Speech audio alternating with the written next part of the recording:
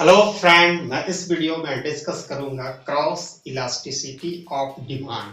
ठीक है, एक फंक्शन दिया गया है, उससे हमको different type of cross elasticity of demand निकालना है। तो पहले हम लोग सीखेंगे क्रॉस इलास्टिसिटी ऑफ डिमांड होता क्या है, उसके बाद कैसे इसका कैलकुलेशन किया जाता है। तो वीडियो को शुरू करने से पहले आप लोगों से हमारा काइंडली रिक्वेस्ट है, अगर आप हमारे चैनल में पहली बार आए तो प्लीज सब्सक्राइब करें, प्रेस करें bell icon for all notification, ताकि आपको हमारे लेटेस्ट वीडियो का नोटिफिकेशन आसानी से पहुंच सके। तो वीडियो में बने रहिए अंत तक। मैं काफी सिंप्लीफाई करके क्रॉस इलास्टिसिटी ऑफ डिमांड का कंसेप्ट बताऊंगा।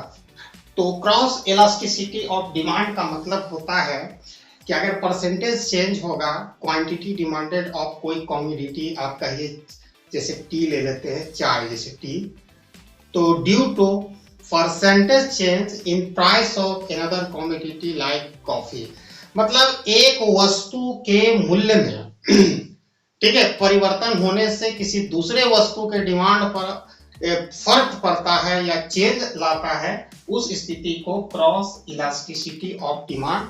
इसका कैलकुलेशन हम लोग कैसे करते हैं, ठीक है, तो वेरी सिंपल, माइनस मोड का इलास्टिसिटी ऑफ डिमांड को मोड में रखते हैं, हम डायरेक्ट फार्मूला में लिख रहे हैं। जो डिमांड फंक्शन दिया गया है उसको प्राइस के रिस्पेक्ट में डेरिवेटिव लेना है, उसके बाद P बाय Q। ठीक है, तो यहाँ पर जैसे हम जिस फंक्शन का हम जैसे डिमांड फंक्शन जो क्वेश्चन में दिया है उसका हम डेरिवेटिव लेंगे P के रिस्पेक्ट में, और जब मल्टीप्लाई करेंगे सेकेंड टर्म में तो विदाउट D लगाए हुए P को ऊपर रख देना है और Q को नीचे। ये फॉर्मूला रिमेंबर करने का एक शॉर्टकट में वे है। तो अब क्लियर हो गया। ये क्या बताता है, percentage change in quantity demanded of a commodity due to change in percentage change in price of another commodity. जैसे चाय का क्वांटिटी डिमांडेड में परिवर्तन हो रहा है, कॉफी में मूल्य में परिवर्तन होने से। क्यों? चाय और कॉफी दोनों सब्स्टिट्यूट गुड्स है, मतलब एक के बदले दूसरे को इस्तेमाल किया जाता है। जैसे चाय काफी महंगा हो गया तो लोग कॉफी पीना स्विच ऑफ कर देंगे, उधर स्विच ओवर कर देंगे कॉफी पीने के लिए। तो ये था concept of cross elasticity of demand. लेकिन different type of cross elasticity of demand की बात आती है तो बहुत लोग गड़बड़ा जाते हैं, तो मैं उसी चीज को कंसेप्ट क्लियर करूंगा, उस चीज के कंसेप्ट को।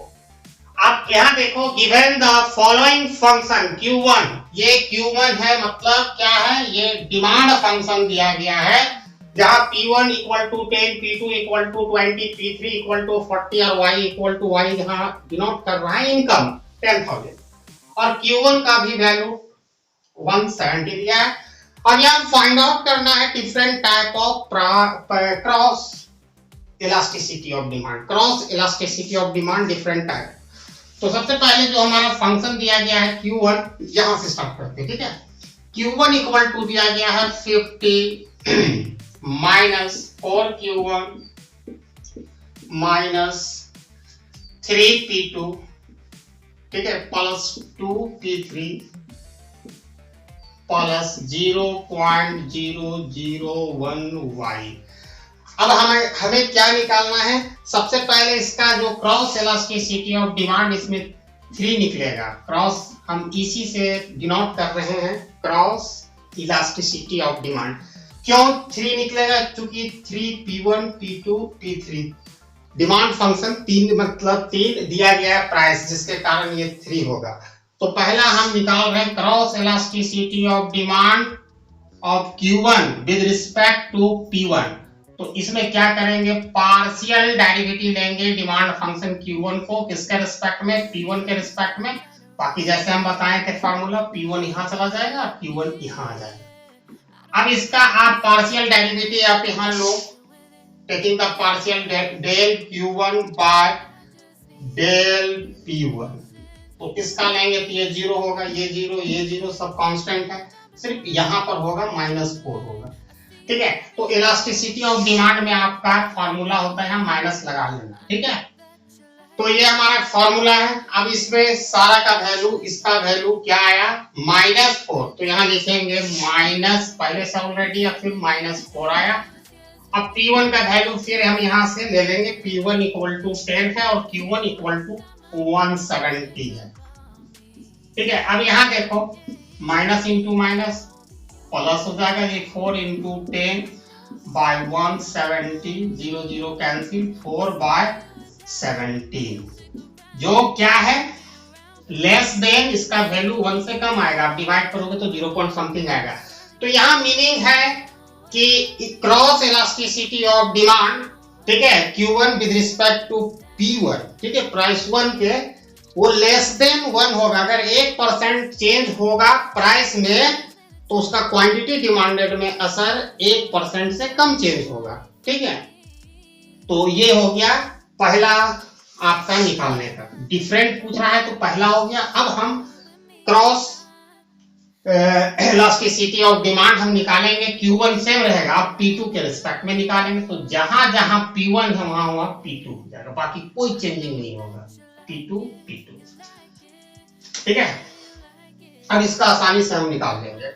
अब यहाँ क्या करेंगे, P2 के रिस्पेक्ट में हम डेरिवेटिव लेंगे और अदर जो वेरिएबल इस फंक्शन में जो दिख रहा है एट द सेम टाइम उसको कांस्टेंट रखेंगे। तो P2 को रिस्पेक्ट में लेंगे तो -3 होगा। ठीक है, तो यहाँ पर -3 अब वैल्यू आ गया, -3 P2 बराबर क्या दिया गया 20 और Q1 इक्वल टू 170। तो 0 0 cancel, minus into minus plus हो जाएगा। ठीक है, 3 इंटू 2 बाय 17, यहाँ 6 बाय 17 आएगा, which is also less than 1। इसका वैल्यू जब भी डिवाइड करेंगे तो 0 पॉइंट समथिंग आएगा, 1 से कम आएगा। तो यहाँ भी परसेंटेज चेंज होगा, अगर प्राइस ऑफ P2 में तो क्वांटिटी डिमांडेड यानी Q1 में 1% से कम चेंजेस ऑब्जर्व होगा या रिफ्लेक्ट होगा। अब तीसरा हमको निकालना है प्राइस इलास्टिसिटी किसके रिस्पेक्ट में, क्रॉस इलास्टिसिटी ऑफ डिमांड, ठीक है, of Q1 with respect to P3। तो जहां जहां P है वहां 3 कर देंगे, फॉर्मूला वही रहेगा। ठीक है, अब क्या करना है, जो गिवन डिमांड फंक्शन जो दिया गया है यहाँ पर उसको किसके रिस्पेक्ट में डेरिवेटिव हम लोग करेंगे, P3 के रिस्पेक्ट में करेंगे। तो ये 0 सभी वेरिएबल 0 हो जाएगा, ये P3 के यहाँ 2 आएगा। तो यहाँ पर ऑलरेडी 2 आया और यहाँ माइनस है तो -2 आया और P3 का वैल्यू हम यहाँ से ले लेंगे, P3 इक्वल टू 40 और Q1 का वैल्यू 170। तो 0 0 कैंसिल, 4 2 जा 8 यानी -8 बाय 17। ठीक है, ये लेस देन 0 आया इसका वैल्यू। इसका मीनिंग है ये क्रॉस इलास्टिसिटी ऑफ डिमांड, अगर मान के चलो P3 जो वैल्यू में ये क्या कौन सा वस्तु दिखा रहा है, कंप्लीमेंट्री वस्तु, कमोडिटी, कंप्लीमेंट्री गुड्स दिखा रहा है। ठीक है, ये कंप्लीमेंट्री गुड्स क्या होता है कि दो गुड्स को जब हम एक फिक्स प्रोपोर्शन में यूज करते हैं उसको कंप्लीमेंट्री गुड्स कहते हैं। जैसे मार्कर, पेन और इंक दोनों को एक फिक्स प्रोपोर्शन में यूज किया जाता है। तो यहाँ साफ है कि P3 जो प्राइस अगर किसी दूसरी वस्तु जो P3 है उसका प्राइस में परिवर्तन होने से क्वांटिटी डिमांड, अगर प्राइस उसका बढ़ रहा है तो यहाँ क्वांटिटी डिमांडेड में नेगेटिव चेंजेस आ रहा है, मतलब उसकी क्वांटिटी डिमांडेड घट रही है। ठीक है, तो ऐसा क्यों कि प्राइस जब बढ़ा किसी वस्तु का तो एक साथ दो वस्तु का जब उपयोग करेंगे, जैसे मान के चलो कार का प्राइस काफी बढ़ गया तो पेट्रोल भी कम, ज्यादा लोग नहीं कार लेंगे तो पेट्रोल का भी क्वांटिटी डिमांडेड घट जाएगा। तो प्राइस बढ़ा कार का लेकिन इंपैक्ट दिख रहा है पेट्रोल में। उसी तरह इस पे भी अगर मार्कर पेन के इंक का दाम बढ़ जाए, ठीक है, तो मार्कर पेन का थोड़ा कम यूज होगा। जैसे हम लोग अभी केयरलेसली जो जरूरत में यूज करेंगे और फालतू में लोग यूज नहीं करते। बहुत ऐसा चीज है कि दो वस्तु को, जैसे चाय और जो आप कह सकते हो टी और शुगर, कॉफी और शुगर एक साथ इस्तेमाल किया जाता है फिक्स प्रोपोर्शन में। अगर कॉफी का दाम बढ़ जाता है तो लोग कॉफी पीना थोड़ा कम करेंगे, तो कॉफी जब कम पिएंगे तो शुगर का भी डिमांड में कमी आएगा। तो यहाँ प्राइस तो बढ़ा कॉफी का और उसका असर हो रहा है क्वांटिटी डिमांडेड ऑफ शुगर। यही है price cross elasticity of demand, जो मैंने different type of cross elasticity of demand का एक न्यूमेरिकल प्रॉब्लम का सॉल्यूशन करके मैं प्रेजेंट किया हूँ इस वीडियो में। अगर हमारी वीडियो पसंद आती है तो लाइक दें और ज़्यादा से ज़्यादा शेयर करें और कमेंट कीजिए. You are most welcome to make comment so that I would be able to make video according to your need. Thanks for watching my video till end. Jai Hind.